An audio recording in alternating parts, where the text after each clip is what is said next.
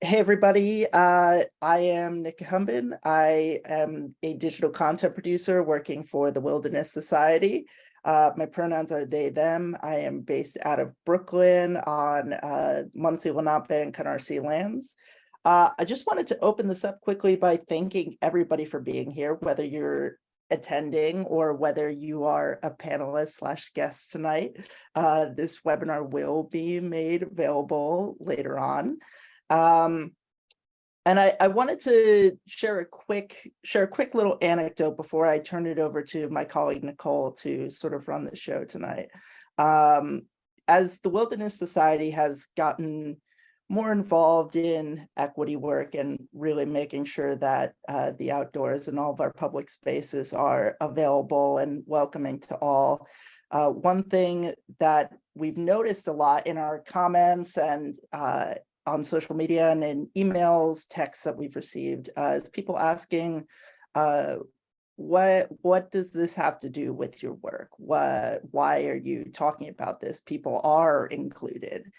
And yet, in sending out invitations to this webinar by email, by text, by social media, we received, truly hateful comments about LGBTQ plus people in the United States, which sort of proves the necessity of this webinar and of this topic and conversation.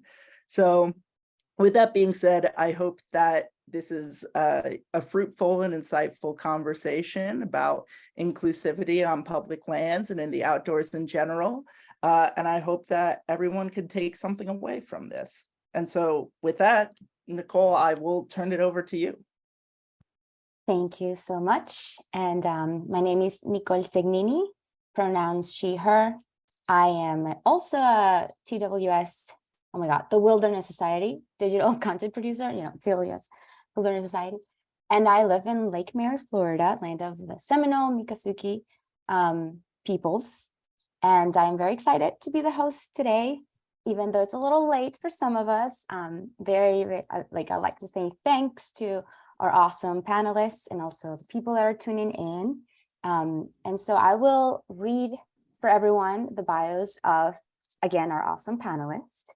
We have Brianna Cunningham, she, her. She absolutely loves the outdoors, has been hiking and camping since grade school, but only recently started calling herself a hiker. Monday, Friday, she works at a local community college where she oversees the STEM tutoring center, and weekends, or any free time that she can have, she's out there exploring as much of South California as she can. I see that she has the dog as well, very cute.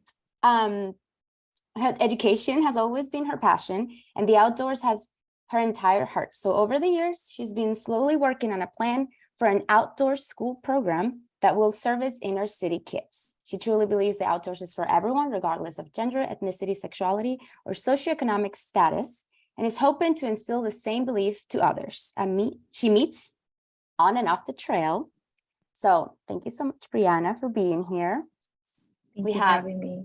We have Jenny Bruso, she, they pronouns, is a queer, fat, femme writer, hiker, and founder of Unlikely Hikers, which you've probably seen around on Instagram and social media. It's a diverse, anti-racist, body-liberating outdoor community and nationwide hiking group for folks of all identities. It's a growing community of over 79,000 people, but it's more than just the social media platforms. She leads hikes all over the country. I love Unlikely Hikers. And then we have Stephen Shelesky. He, him pronouns, is a commercial outdoors photographer who connects people, product, and place through creative imagery. Oh my God, I'm so sorry. That word is really hard for me. His imagery is vibrant, happy, colorful, and reflects his mission to bring positivity and inspiration to others' lives. Stephen is openly gay and proud to be part of the LGBTQ community, weaving an additional layer of depth into his work. Since coming out, he has prioritized storytelling that promotes the outdoors as a space that uplifts, accepts, and includes everybody. So again, thank you everyone for being here. I'm very excited to have all of you. we have prepared several questions for the group and individually. So unfortunately, we don't have time for a Q&A at the end of this webinar, like Nick said at the beginning. And, without further ado, let's kick things off with our first question, which is for everyone. Could you tell us about your outdoor journey? How did you find and connect with nature? Anyone can go, but if it's been 5 minutes. Sure. I have always been deeply connected to the outdoors. However, how we define outdoorsy as like camping, hiking, things like that, I didn't grow up doing stuff like that. When I was a kid, it was normal to come home from school or on the weekends and just be outside the entire time, whether it was like biking down a big hill, skateboarding, playing in the ocean all day. I grew up in Southern California. Being outside was the most, for lack of a better word, natural thing to do. It's just what we did. I didn't even think about it. And I always had this deep connection with nature. And, as I got a little bit older, I got busier, I got more in my head and more removed from nature, as I think a lot of us do with just like the hustle of becoming adults and whatnot. And as I approached my 30s, I was really having this deep calling to the outdoors again. And I had somebody very sweetly take me on a hike that just blew my mind, opened my world. And I was like, this is what I want in my life. And I started making a community based around that. I don't know if I got too far into the future with that question, but yeah, that's kind of the journey to the outdoors. And I could say more, but I'm not going.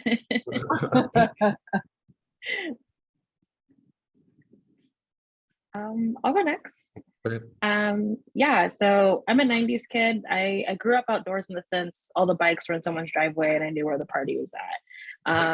That was like my extent of like the outdoors essentially growing up. My dad did take me camping like twice. I did 6th grade camp with the whole school.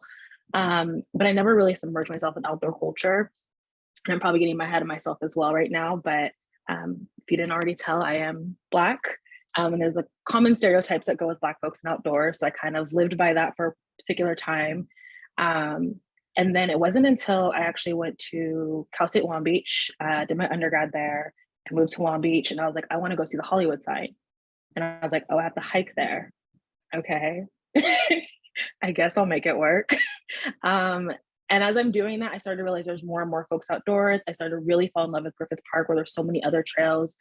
Realized that there's a forest in LA area, didn't know about that. And I just dived right into it. That kind of just took my heart. I started to follow a bunch of outdoor groups, including Unlikely Hikers, and just getting out there. And then again, it was more of a community building at first, but I really started to realize the joy I had when I was outdoors. The times I would just sit and listen to the trees, the birds, the people for that matter. It really just, it made me happy. It still does. And going back to my adorable dog, now I live the outdoors for him. I'm like, where can I take him next? What is he gonna love? So yeah. Yeah, I have always been kind of drawn to the outdoors since I was young. I think, when I was a kid, I certainly would go on trips with my dad around. I grew up in Virginia, so it was outdoorsy. It wasn't this like grand, massive thing that it is in the West, but I certainly learned to develop an appreciation and love for it. And it really became, as I kind of aged and came into, I guess, that understanding about my sexuality, but unwilling to accept my sexuality. So my closeted years, it became the most powerful, just like healing space for me. And I think it sort of served this essential form of like escapism, kind of in the best way. And that I think, in particular, when I was like really, unaccepting of myself or unready to come out in college, that's when I would like most often go spend time outdoors alone, just because it was like I felt super anxious and stressed to be in this college environment where I didn't really feel, good to be in. And so the outdoors became this super powerful tool for me to manage that anxiety and stress at that time. And then, ultimately I developed a passion for it and a appreciation for it that made me realize maybe I want to keep this thing being the outdoors in my life. And that led me to Jackson, Wyoming, which is what led me to the community that I felt comfortable to come out in. So it served that powerful purpose. Thank you everyone for those answers. I am going to try to not get into anything because then we'll be here until 3 a.m.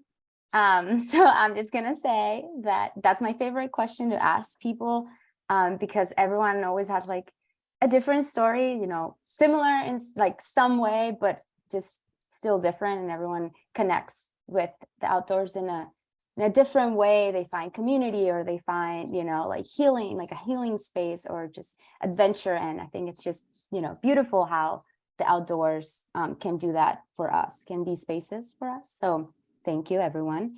And now I'm going to jump into individual questions, and I'm going to start with Jenny first.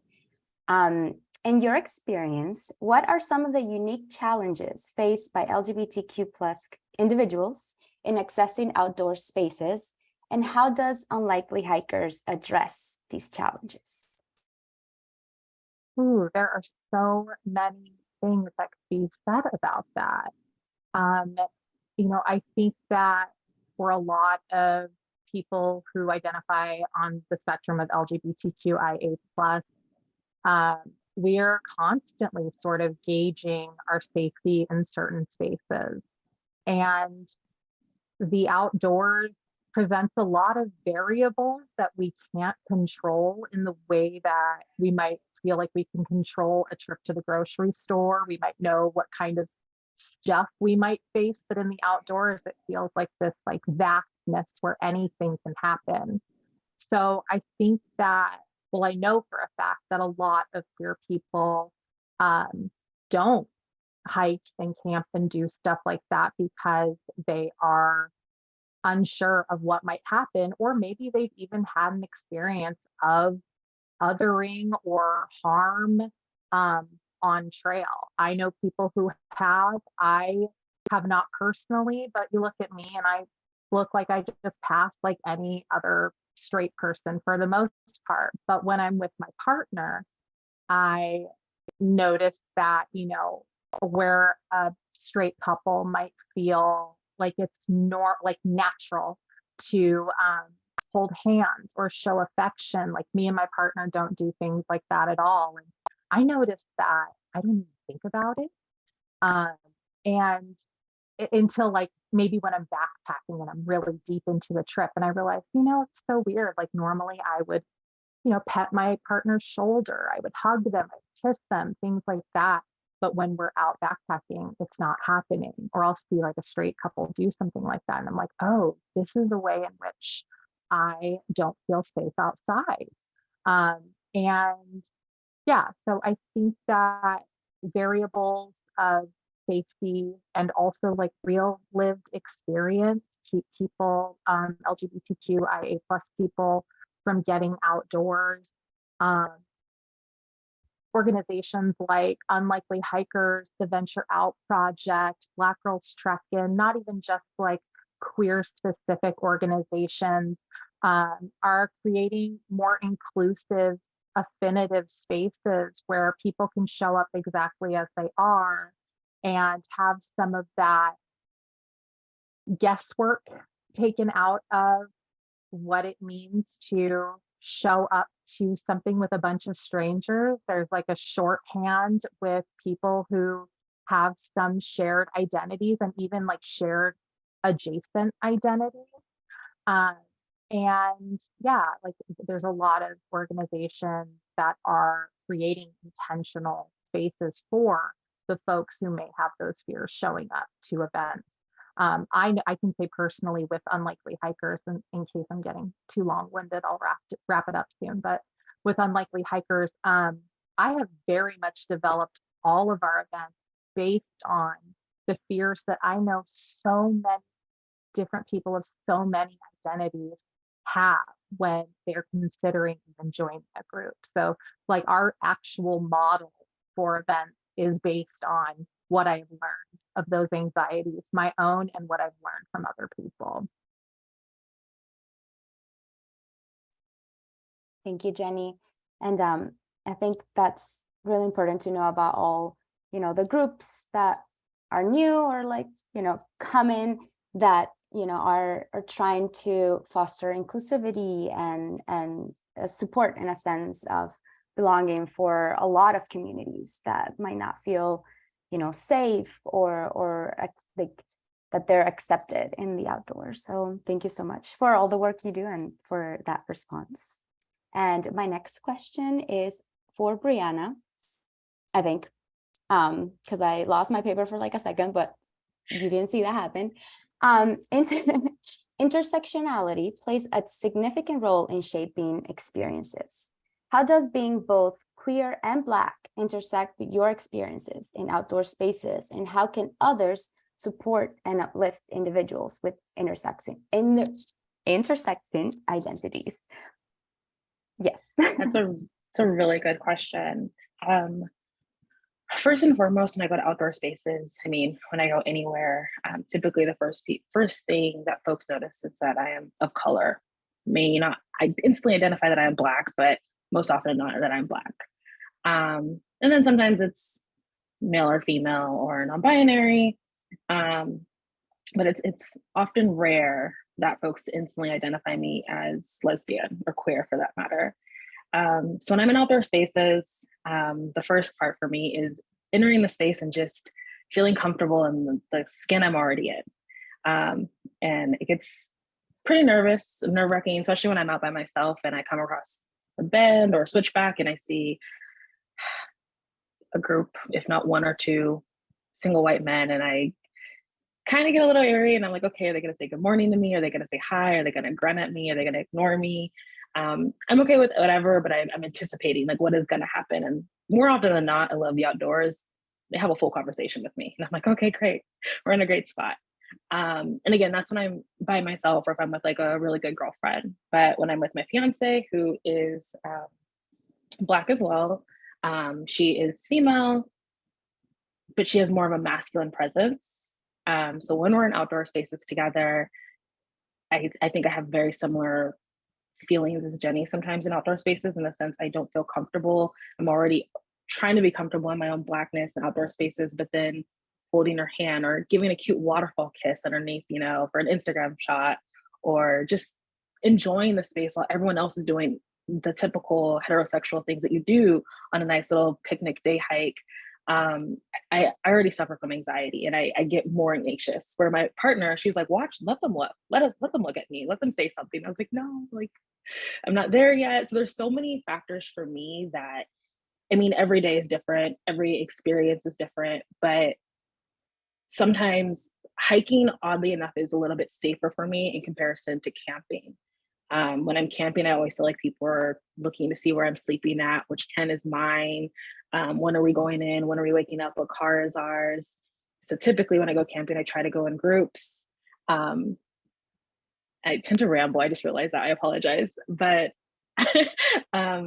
but overall, me being Black and queer in outdoor spaces, I again live in Southern California, and I have the blessing of that. And I say that because Southern California is a lot more progressive than other areas, but I do fear going in Arizona or Nevada sometimes, just existing. We went out to Washington last year, and I just remember us walking to the trailhead from the car and just all the looks and stares my fiance and I got, and I was like, I don't want to do this waterfall hike. And she's like, we flew all the way to Washington. You're doing this waterfall hike. I don't care. We're making this happen. So I think one thing that has really worked for me is finding those community groups like Black Girls Trekking, like Unlikely Hikers, even Latino Outdoors. I am not a Latino, but they still welcome me with open arms. And I think that having those groups is so helpful for folks like myself who just want to find a group of people that have the same energy, the same like-minded activities as I do, and just want to feel safe. And it's crazy because I know there's some people who go out in these outdoor spaces and they don't ever have to worry about their safety. And I think that's the first thing I worry about is I'm not worried about the animals. I love the animals. I actually want to see bears. I want to see a mountain lion far in the distance. Unfortunately, it's a lot of people that I fear that my life is in danger when I am just simply hiking and I'm trying to see wildflowers and I'm trying to let my dog smell everything he possibly can. Yeah, that's my sum up. Thank you, Brianna. And again, I feel like we could be here until 3 a.m. I know. if we could, but unfortunately we can't. But thank you so much. And again, I think like similar to Jenny, what I'm hearing is, you know, the importance of community outdoors and you know, friends and people that you feel safe with outdoors. So yeah, thank you. My next question. Next, Stephen, now that we know that you're a photographer, have you come across particular challenges or barriers to LGBTQ plus inclusion in the way outdoor companies and brands market?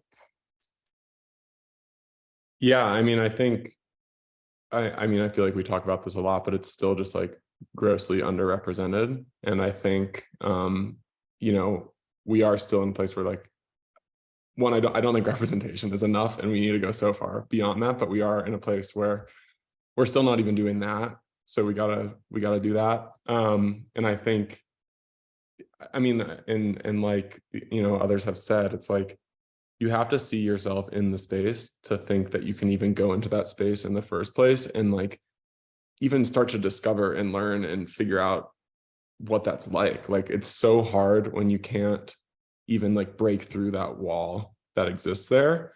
And I see it, I think, on this like exaggerated example, having worked in the ski industry for so long, because I think the ski industry is even more exclusionary than even other realms of, you know, the outdoors, because it has all these other barriers, like just financial and all these things. And there's really cool organizations that are working to break that down and make that, you know, more accessible. Like even here in Jackson, just doing really, really great things to allow people to feel the joy that you can feel on a pair of skis or snowboard. But yeah, so I think for me, like representation is still big. And that's where I think as a photographer, you have some power in that way, because if you have a brand that trusts you and wants to work with you, you can sort of nudge them in the direction of who you think they should be hiring, what type of things they should be showing in these shoots, and, you know, trying to use that as ever, you know, in any way possible. I then also think I like to see when brands go beyond just this like performance around Pride Month. Like, granted, great, we you know, we should all be showing that during Pride Month, but I think you can tell when it's hollow, I guess, because then, you know, you see like all these nasty comments come in and the brand just kind of is like, okay, we're gonna just stop now, or like, actually just kidding, like now our revenue is impacted and this isn't worth it anymore. But then I think you see sometimes the opposite of that happen, you know, whether it be like what happened just this past June with like the North Face and doing this massive pride campaign that got just like, I don't know, absolutely attacked. And they did stand behind it. And I think that sends a powerful message that makes it feel like it goes a little bit beyond, and it does feel like they're choosing to just stand on that right side. So I feel like that was a really rambly way, like maybe all of us are doing, but around that question. But yeah, I mean, I just want to see queer love in the outdoors, queer people in the outdoors, and brands that are showing that are making an impact by doing that, because it allows someone to at least just visualize what it could be like in that space in the first place, which I think was key for me as a photographer, of like, especially at the time when kind of like ski photographer, and my dream is shifting from that. But at the time when it was kind of that, I like, there was not one example, not even one. And it's like easy to see a bunch of just like straight men doing it, but there wasn't one example. And it's hard to even feel confident about taking that path if there's not an example. So. Thank you, Stephen. I know that a lot of us always say, you know, if you don't see yourself represented, like, you know, you will not feel comfortable out there. And I feel like a lot of people who have never had that issue don't understand it, you know, and they'll be like, but why? And I'm always like, well, you've seen yourself out there all the time in everything, literally everything. And so when we don't, like, we think that's a job for, you know, white folks, white straight folks, or that's the job for, you know, that's not for us, that's not for me. And so I do agree that, you know, more of us out there, more of these stories out there, and showing that being queer is natural and normal, and it's just everything, you know, it's nature. And so I think that's really, really important. And I'm going back to Jenny because we have another, you know, I'm gonna go with, you know, questions for everyone because it's we're doing great.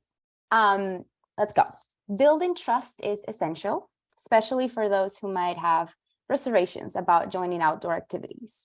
How do you establish and maintain trust with LGBTQ plus people who may have experienced discrimination or bias in other settings? And I know that you've talked a little bit about this before, so.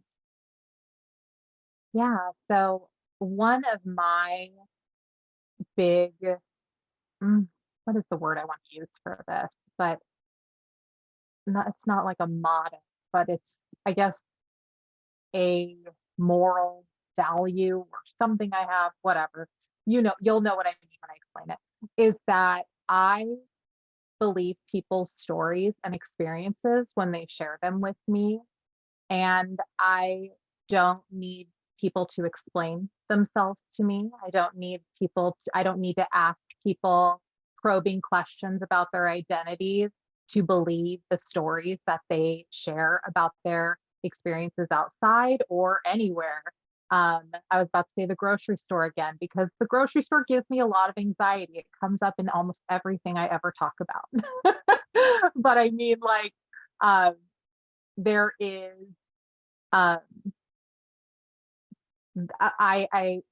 so with Unlikely Hikers, I have built this platform basically on the experiences that people have shared with me and the experiences that I've had hiking with people. We very intentionally hold space for those anxieties. And what I mean by that is, before every event, you know, we say what we're about on every single invite that we have. If you don't read the invite, that's fine. But we are always out there saying exactly what we're about, who we're for, who is an unlikely hiker. Spoiler, it's everyone, but in some way or another. But we are always saying exactly who we are, who we're looking for, who might benefit from this. And when we do have our events, we have an opening circle where we share our community agreements, and also our rules. And we have things that are just like, because Unlikely Hikers is about so many things. It's for so many people of so many identities, but we have guidelines around, you know, not engaging in diet talk. You know, this might be a space where we have people who have a hard time finding joyful movement because it's so entrenched in diet culture. We have a community guideline of not gendering people who you don't know. We encourage everybody to ask people their pronouns, and to, if they've never felt comfortable doing something like that, like I very clearly say that Unlikely Hikers is a space where you can ask people their pronouns and find out that, like, the rug isn't going to be pulled out from under you. It's totally common practice in queer community to introduce yourself with your name and your pronouns and ask people their pronouns. I want to be asked my pronouns. These are just some examples of ways that we infuse our spaces with this kind of support. We also have some support guidelines around advocating for yourself and also for each other. And that a lot of times, and this is a big one, a lot of times advocating for yourself is advocating for other people. If you need a break and you're afraid to ask for one, there might be two other people who need a break and are afraid to ask for one. That's just an example. But yeah, that's a way that with Unlikely Hikers, we build an environment that is about building community and therefore building trust rather than making sure we get to the top of the mountain or needing to do a certain amount of miles in a certain amount of time.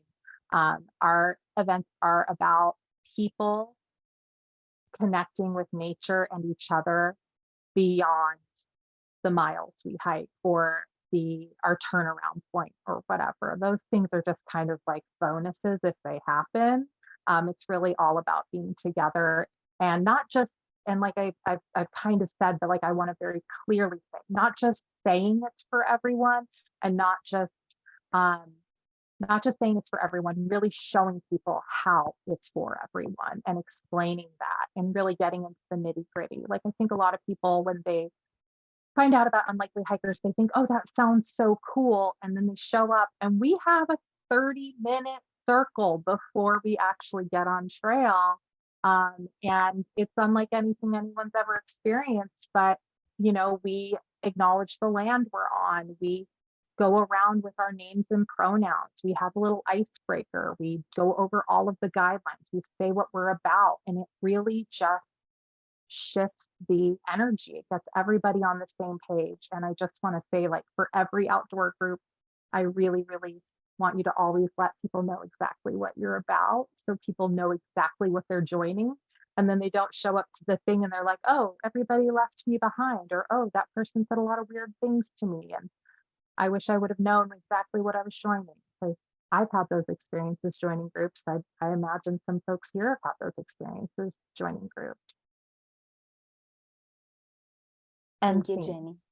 And thank you, Jenny. I'm gonna be mindful of time, so I'm not gonna say a lot, but community guidelines are really important. And I had never thought about them before until like a few years ago. And now it's like, wow, this makes a lot of sense, and seeing hiking or being outdoors as more than just like the miles sometimes is like, I've also found that really helpful. So I can enjoy it with like my family and my friends and, people that are new to hiking and people that have always been hiking. So yes, so thank you. Now back to Brianna. I didn't lose my paper this time. It's right here.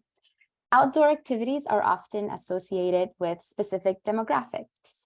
How can we break stereotypes and encourage more queer individuals, especially those from underrepresented communities, to participate in outdoor adventures like hiking, which is something that you really like to do? Yeah, so kind of what Stephen mentioned a little bit earlier, just like that representation. So obviously kind of diving into that, allowing that to be a little bit more amplified for queer folks, different ages, different abilities, but encouraging them. Again, I said it probably in every answer I've said so far, but these outdoor communities are amazing. And I think that adds in a different level of comfort for a lot of folks. So again, going back to LGBTQ+,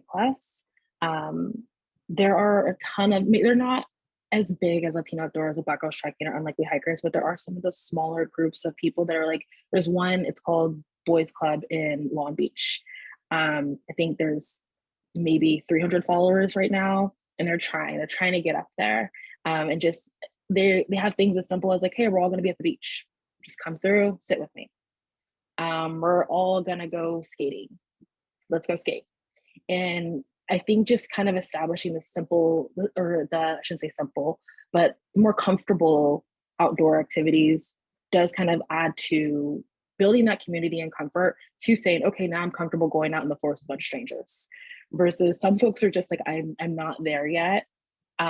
So again, I'm really big on community. I'm an only child, so I'm like, friends come my way, like how can I find them? So I think that's why I keep referencing all these outdoor groups, because I think it kind of made me who I am and who I continue to be.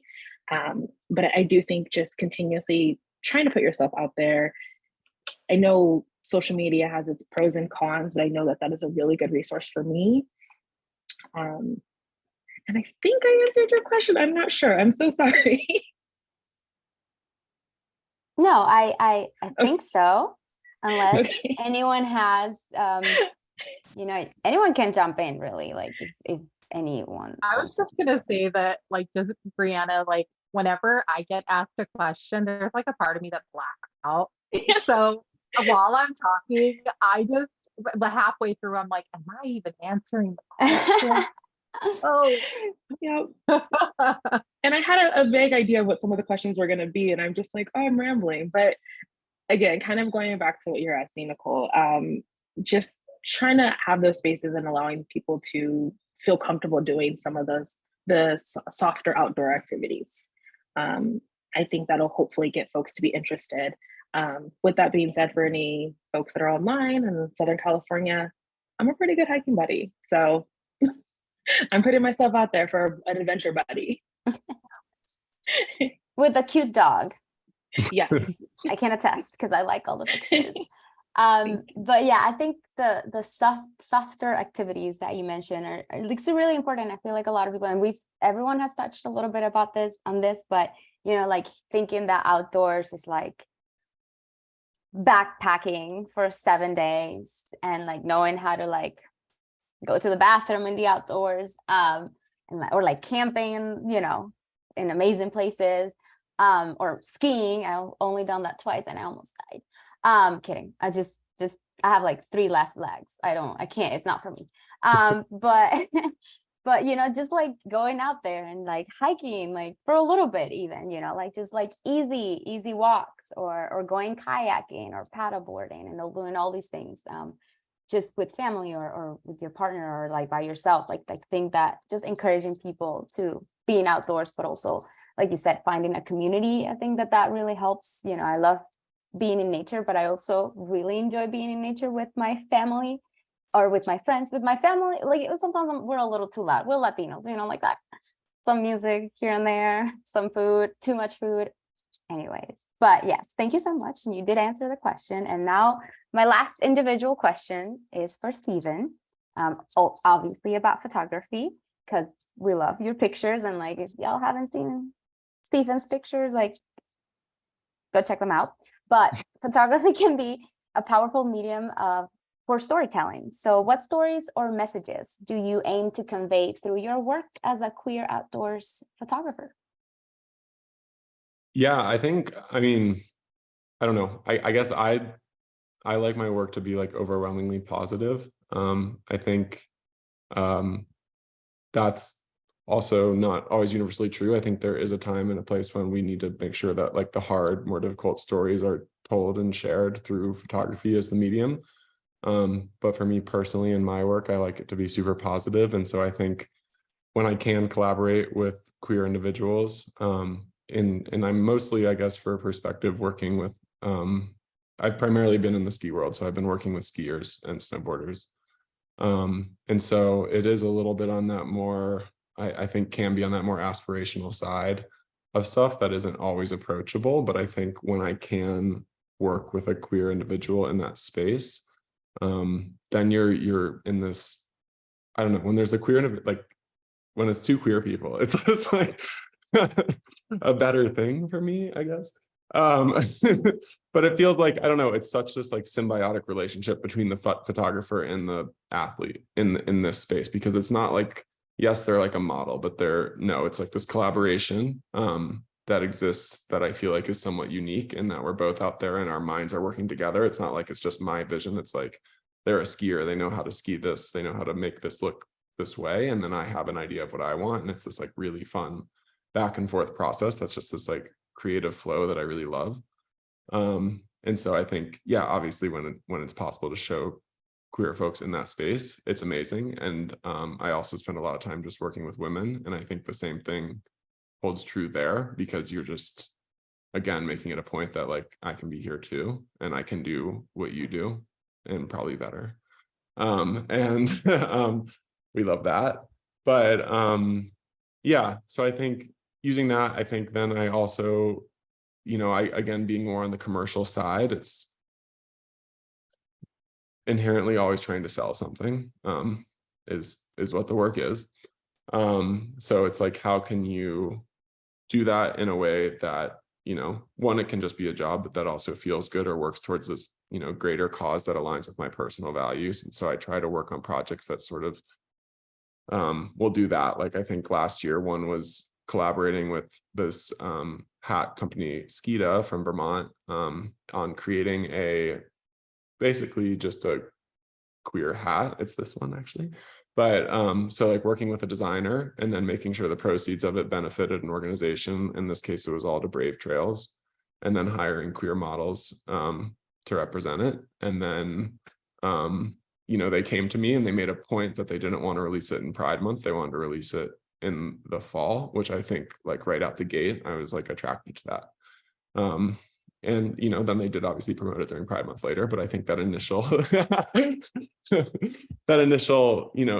felt a little bit different in that way. And knowing that it would be a product that was year round on their website, all of their stuff is limited runs, but that it was going to be like a year round product, I think it felt meaningful. So I think, doing things like that when I can, and I am just a commercial photographer, so sometimes there's just going to be jobs that are jobs. I have to eat, but yeah, I think as I progress, I want to do more and more that is maybe it can still be commercial in nature, but I think more from a storytelling perspective of, things like brands like Patagonia do a really good job of that, where you have this like the catalog's almost like a coffee table book because it's someone's story that's told in there. And so I think I'm now in a part of my career where I'm looking for more projects like that to sink my teeth into, and would like them to be rooted in queerness. That was long. I'm sorry. No, thank you. I like the comment about women doing it better, but definitely not me. That's not Nicole. That's other women and other people, and like little kids do way better than me. I felt like 7 times, times 100. But yeah, I also like what you said about like working with a queer individual and like kind of like understanding each other. And I think that happens a lot. And like, I don't know, sometimes when I'm like with, I meet someone who's Latina as well. I'm like, we get each other, and like we might feel also more comfortable. It's a totally different feeling, because I feel like, especially in the ski world, there's so much where you're basically just like dulling yourself to, and a lot of times to just like exist out there. And one, because like, no, you want to be like loud and proud, but sometimes it's just easier not to be. And for my own mental health, that is the worthy path worth taking. And I think that's the reality sometimes. And so I think that's why it's fun when you walk into a queer space. If you have this like, we don't have it here, but if you did have this organization that was like, queer folks, then you can like really just like break through this wall together. And it's a lot less intimidating to be kind of loud and proud and good with yourself when you're around other people that are as well. But when you're alone out there, it's like, I'm just going to protect this. And so I think when you then do get the opportunity like to work with a queer athlete, I'm like, oh, like we can talk about whatever we want on this chairlift and, be super gay. And it's it's like really nice. Yeah, but I get it. But thank you so much for that answer. And we have like, I don't know how to do math. I'm going to say 10 minutes. I think it's 12, but I went to school for communications. So I'm going to ask one more question, but if we still have some time, I might ask another one. Okay. But like, this is going to be for everyone. So whoever wants to jump in first can jump in first. But if it's 5 minutes, like I'm gonna ask some of y'all to answer, because like 5 minutes, But what are some practical steps that outdoor organizations or like environmental organizations like the Wilderness Society, federal agencies, and businesses can take to create more inclusive and loving environments for the LGBTQ plus community? Well, I mean, for starters, if nearly 10% of the general population is somewhere on the LGBTQIA plus spectrum, maybe 10% of the programming and 10% of the representation and all of that stuff can go towards real queer inclusivity, not just saying that queer people are welcome here, but actually putting in that work and laying a foundation and creating programming for for LGBTQIA plus people outside. I think about this every Pride Month, how we're saturated, not even saturated, maybe sometimes we see more queer representation in our feeds and things like that from the brands that we follow year round.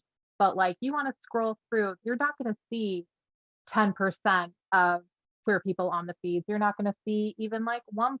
Like every time a queer person's posted, it's attacked constantly. And I just want to say like what I've been fantasizing about lately is like, what would that 10% look like if organizations did this, if even just with social media, with I don't know, Outside Magazine, if 10% of the content was for LGBTQIA plus people, what would that look like? I love dreaming about it.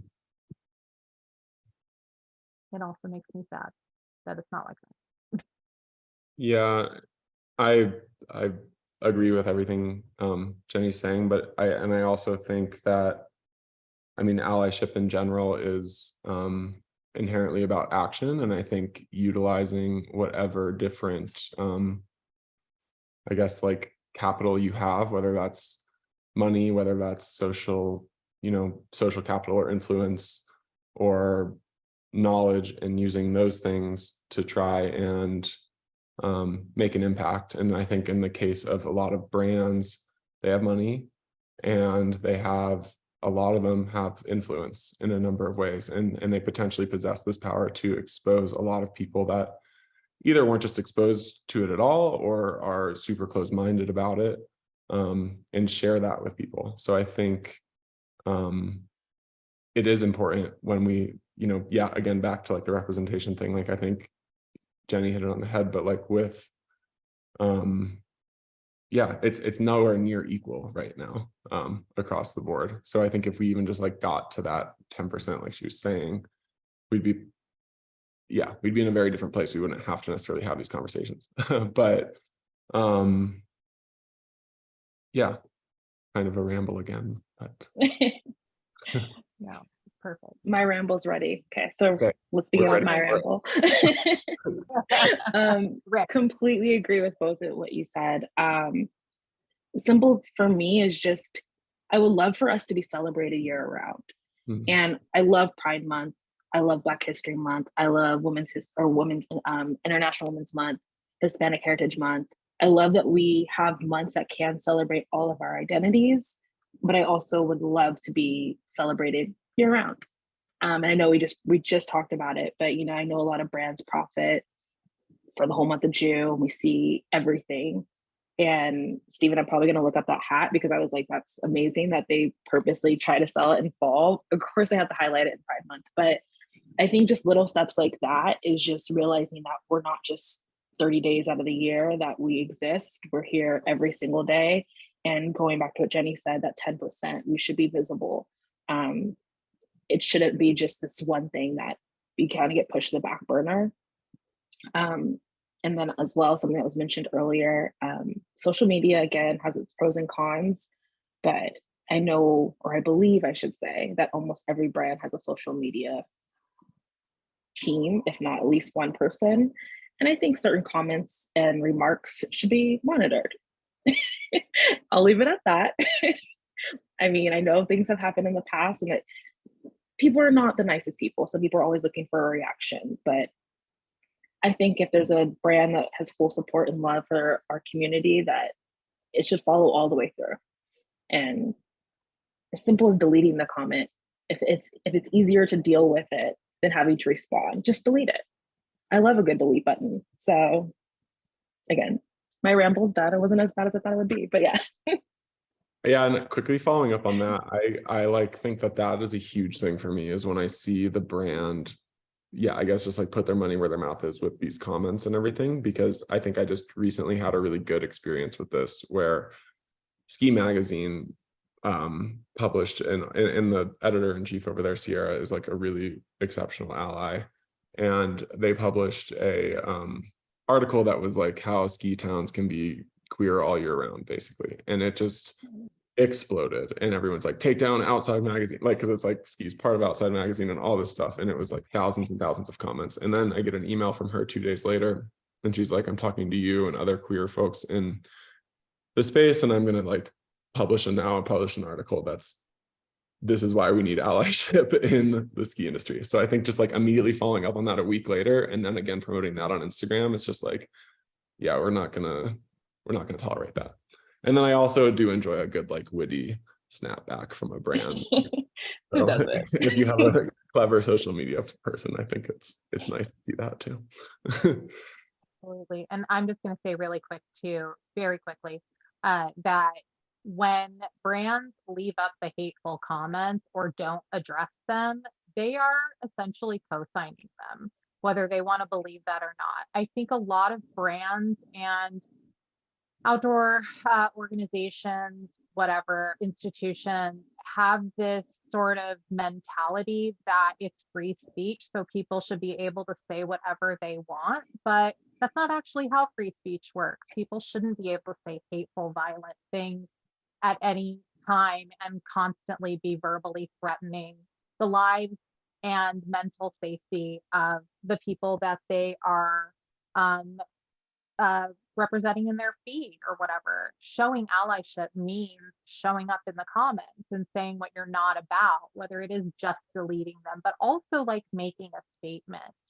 I feel like the brands and just the social media in general is a huge problem. I really love what the North Face did this year in addressing so many hateful comments, but I was featured a lot this month on various brands' page, and in most situations, I got totally like chewed up and spit out and did not see that allyship from brands. And it's really painful. And it's something that I honestly I hold on to. Like it's like, thank you for featuring me, but I also know that you did not stand up for me.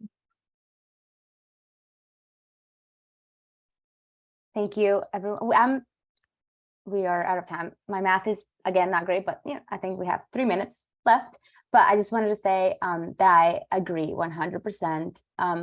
As someone, we really try to who work on digital and social and everything. Like I have always thought it was really important to not show. I've worked in other places where they don't really care about like what trolls post on our posts. But if you have a post about a queer Black individual enjoying the outdoors, and then all the comments are horrible and they're not deleted, and then someone who's also queer and Black sees it and goes, oh my God, I want to do that, but then sees the comments, they're gonna be like, oh no, like I can't do, like I don't want to do that, I don't feel safe because people don't want me to enjoy this. So I think it's really important to prove that we actually stand by what we say, that we want the outdoors to be inclusive and accessible and equitable, and so equitable access to the outdoors. So I also think it's really important so that people actually feel comfortable or like see themselves represented, but be like, I want to do that, and not just kind of like take a step back because they see people that don't that are trolls, but they're just not great people. So I agree with everyone, and it's sometimes exhausting. Like I need to like sometimes be like all the time on social media. It's like makes me really upset, but we really have to do that, and I think brands and organizations should continue to do that as well. So thank you everyone for all your answers and like overall this awesome conversation. And I wish we had like 7 hours to talk. I'm sure we could ramble for a long time, all of us, but I think this was a very important conversation, and I hope that we can continue to have these kinds of conversations and to show up and really make people realize that we're we're out there and we do things and we enjoy the outdoors, and these are spaces that are for everyone, like really for everyone, for everybody. So again, thank you. And I don't know if you guys want to like plug in your socials if you want. If not, that's totally fine, or say anything, but I just want to say thank you to the panelists and people who joined us. I know it's pretty late, but we did record this and it's going to be out there. And so, yeah, thank you so much. But yeah. Thank you. Yeah, my socials are at Unlikely Hikers, at Jenny Bruso on every single platform. Come find me. Yeah, thank you for having me. I'm mostly on Instagram at Brianna Outdoors. Cute dog. I have a dog too, you know. I have seen, but I forgot because I was like too into the unlikely hikers. Like cute dogs, everyone. I'm gonna go look up this dog, but um, I hope it lives up to the hype, first of all. I hope so too. No, I'm kidding. Yeah, thank you so much for having me. This was really wonderful conversation. And I'm just, yeah, at Steven Shelesky, or pretty much there everywhere, or my website. So thank you. Thank you, everyone. It's Okay, great talking to all of you. Thank you. thanks. Thanks, everyone. And a huge shout out to Nicole for moderating this and agreeing to moderate this. And a huge thanks to everyone in the audience for joining us tonight as well. I know it's late here on the East Coast, so truly thank you for being here and thank you for showing up.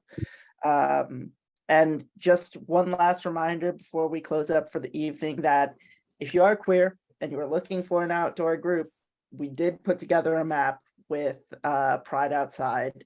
I dropped that link into the chat, and you might get a redirect to it as well once this closes up. So please go find a community and enjoy the outdoors, because like everyone has said, it's for all of us. It's for everyone.